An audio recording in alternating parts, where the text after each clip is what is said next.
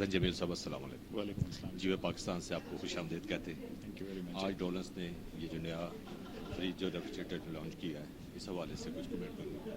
जी, ये बेसिकली डॉलन्स की एक नई इनोवेशन है, नई लॉन्च है और हम जिस तरह हमेशा कहते हैं कि हम पाकिस्तान के जो कस्टमर्स हैं उनको मद्देनज़र रखते हुए प्रोडक्ट्स बनाते हैं, तो ये उसी की एक कड़ी है और ये world largest direct cool refrigerator है जो डॉलन्स ने डेवलप किया है और लॉन्च किया है। इसकी खास बात ये है कि ये पहला रेफ्रिजरेटर है डॉलन्स के प्लेटफॉर्म से जो कि पूरा कम्प्लीटली इंटरनेशनली डिज़ाइंड रेफ्रिजरेटर है। इसकी टेक्नोलॉजी भी और उसके साथ साथ इसकी जो कॉस्मेटिक है या इसकी जो ओवरऑल बॉडी है और इसके जो फीचर्स हैं ये सारे के सारे इंटरनेशनली डिज़ाइंड फीचर्स हैं।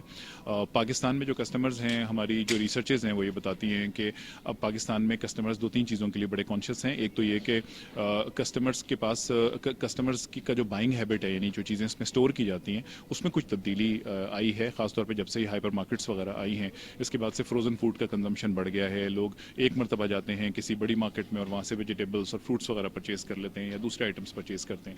उसके लिए उनको बड़ी स्टोरेज कैपेसिटी रिक्वायर्ड है। पाकिस्तान की मार्केट में अनफॉर्चुनेटली जो सॉल्यूशंस अवेलेबल हैं, चाहे वो लोकल ब्रांड्स हों या इंटरनेशनल ब्रांड्स हों, उसमें जो रेफ्रिजरेटर के साइजेस हैं वो उन कस्टमर्स को जो बड़ी चीज़ एक साथ स्टोर करना चाहते हैं उनको अलाउ नहीं करते।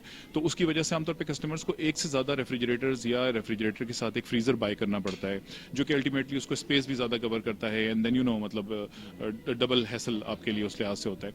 तो उन कस्टमर्स के लिए बहुत रेलेवेंट सोल्यूशन है जो ये बेसिकली लॉन्च हुआ है और ये हम ऑलरेडी मार्केट में लॉन्च कर चुके हैं। मार्केट से माशाल्लाह इसका रिस्पांस बहुत ज़बरदस्त है और कस्टमर्स बहुत ज़्यादा लाइक कर रहे हैं इसको। अगर आप प्रोडक्ट को देखें, मैं इसको ओपन करके दिखा दूँ आपको, अगर आप कैप्चर करना चाहें इसको, तो बेसिकली ये पिलरलेस रेफ्रिजरेटर है, यानी इसके बीच में कोई पिलर नहीं है।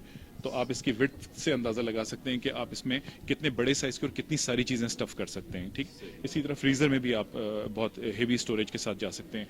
इंटीरियर पूरा इसका ग्लास का है और ये 100 kg तक का वेट बेयर कर सकता है, अनब्रेकेबल है, ये टेस्टेड है। ठीक है, सिमिलरली इसकी जो पूरा इंटीरियर है ये स्टेनलेस स्टील और ग्लास के ऊपर बना हुआ है। बॉटल्स, आमतौर पे कस्टमर्स को हमेशा ये प्रॉब्लम होती है बड़े रेफ्रिजरेटर में कि जब वो बॉटल साइड में वॉल में रखते हैं तो वो हर दफ़ा फ्रिज खोलते हुए गिर जाती है। तो उसके लिए इसके अंदर बॉटल रैक्स देती है जिसमें 7 रैक्स हैं, तो उसमें आप कोल्ड ड्रिंक्स हैं आपकी या पानी की बॉटल्स हैं वो आप सारी इसके अंदर रख के स्टोर कर सकते हैं। वेजिटेबल और फ्रूट के लिए अलग अलग कंपार्टमेंट्स हैं, तो वो भी आप अपना सेपरेट रख सकते हैं ताकि आपको वो मिक्सिंग आपस में एक दूसरे का वो इश्यूज़ ना हो। ठीक, सो हमारे जो मुल्क में सबसे बड़ी प्रॉब्लम है कि हमारी एनर्जी क्राइसिस है, तो उस हवाले से क्या एडवांटेज होगा? देखिए, ये बहुत रेलेवेंट सवाल है आपका। इसको जो डिज़ाइन जब हम कर रहे थे तो हमने ख़ास तौर पे इस चीज़ का बड़ा ख्याल रखा है। बड़े साइज़ के जितने भी रेफ्रिजरेटर्स पाकिस्तान में अवेलेबल हैं मुख्तलिफ ब्रांड्स के, वो सारे नो फ्रॉस्ट रेफ्रिजरेटर्स हैं। पाकिस्तान में जो बिजली की फ्लक्चुएशन या शॉर्टेज ऑफ इलेक्ट्रिसिटी का मसला है, उसकी वजह से आमतौर पर जो नो फ्रॉस्ट रेफ्रिजरेटर्स हैं वो उनकी कूलिंग लॉसेस बहुत फास्ट होते हैं और वो बहुत अरसे तक जब आपकी बिजली लंबे अरसे चली जाती है तो आपकी जो बर्फ़ आपने रखी है वो भी पिघल जाती है। आइसक्रीम आपने अगर फ्रीज़र में रखी है वो ख़राब हो जाती है। दूसरी चीज़ें फ्रिज के आइटम्स ख़राब होते हैं।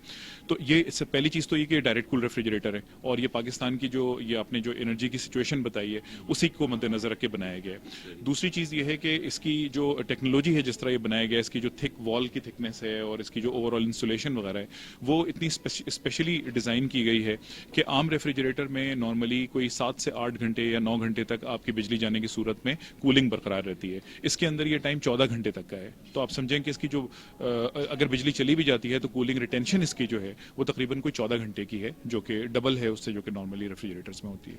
बहुत शुक्रिया। मैं चाहूँगा आखिर में कोई मैसेज अपनी कंपनी के हवाले से देना चाहें। जी, मैं बेसिकली ये मैसेज देना चाहूँगा कि we are a very proud Pakistani company और अनफॉर्चुनेटली हमारे यहाँ कुछ टेंडेंसी ये है कि हम हैं पाकिस्तानी लेकिन अल्टीमेटली हमारा हमेशा रिलायंस इन चीज़ों पे होता है कि जो बाहर की जो टेक्नोलॉजी है, जो बाहर की चीज़ें वही अच्छी हैं और पाकिस्तान की चीज़ें अच्छी नहीं हैं। सो डॉलन्स ने इस चीज़ को एक दफ़ा फिर प्रूव किया है कि डॉलन्स जो है वो बीइंग अ लोकल कंपनी इस तरह के सोल्यूशंस अपने कस्टमर्स के लिए लेके आते हैं और वो भी अफोर्डेबल प्राइसेस के ऊपर, जो कि बेसिकली पाकिस्तान के कस्टमर्स डिजर्व करते हैं। और being a local company we really proud as a Pakistani company and we want to make Pakistan proud of us. बहुत शुक्रिया। Thank you.